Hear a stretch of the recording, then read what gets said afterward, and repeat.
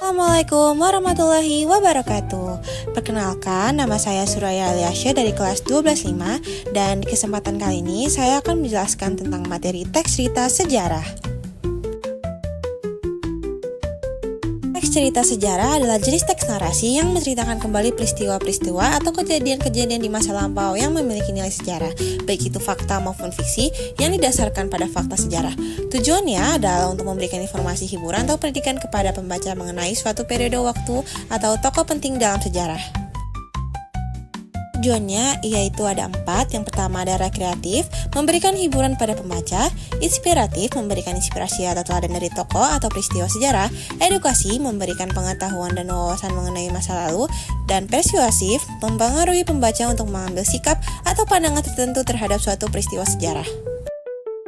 Yang pertama yaitu bentuk narasi disajikan dalam bentuk cerita atau kronologi peristiwa. Yang kedua adalah fokus pada masa lalu, berisi kejadian yang sudah lampau. Yang ketiga, adanya tokoh, latar, dan alur sama seperti teks narasi pada umumnya, memiliki unsur-unsur pembangun cerita. Keempat adalah mengandung nilai sejarah.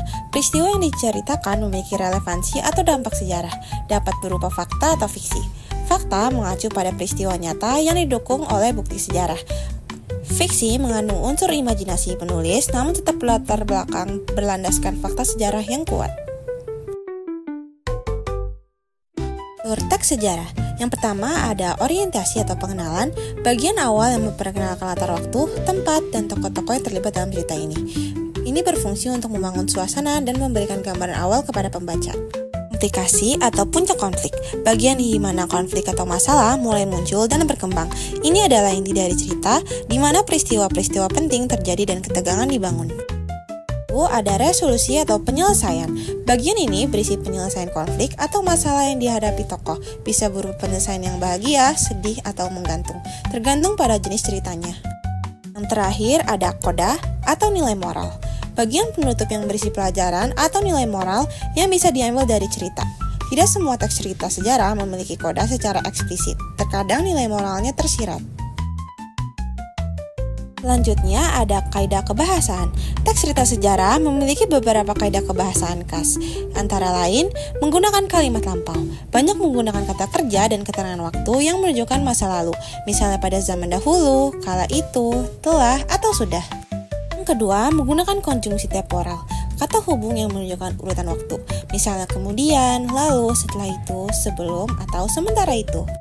Yang ketiga, menggunakan kata kerja material, kata kerja yang menunjukkan tindakan atau perbuatan fisik yang dapat dilihat, misalnya membaca, menulis, berjalan, atau berperang.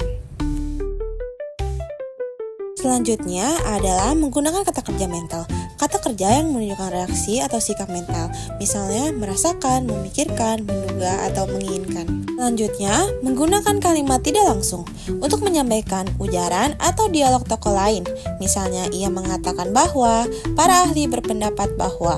Yang terakhir, menggunakan kata sifat untuk menggambarkan tokoh, latar, atau suasana, misalnya gagah, megah, indah, dan mencekam.